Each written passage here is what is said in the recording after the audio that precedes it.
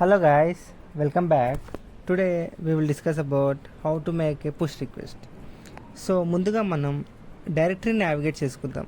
It is అది first step. మనం ఎలా అయితే గిత్ పుష్ చేస్తామో సెకండ్ కమాండ్ వచ్చేసరికి గిత్ రిమోట్ -v. ఆ తర్వాత మనకి ఆరిజిన్ అనేది విజిబుల్ అవుతుంది, మీరు చూడొచ్చు. ఆ తర్వాత గిత్ యాడ్ స్పేస్ డాట్ అనే కమాండ్ యూజ్ చేస్తాము. ఆ తర్వాత గిత్ కమిట్ -m. ఈ కమాండ్ మనం బేసికల్గా డిస్క్రిప్షన్ పర్పస్కి యూజ్ చేస్తాము. It is the git command mostly use.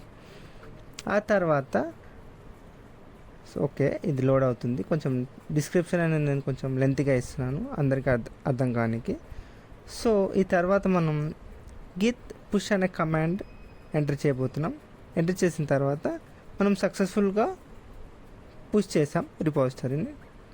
Then మనం మన గిత ఫోల్డర్లో చెక్ చేస్తాం, అంటే ఏ ఫైల్ మనం చేంజ్ చేస్తామో ఇక్కడ చూడొచ్చు. మనం లైక్ ఎస్ఆర్సి అనే ఫోల్డర్లో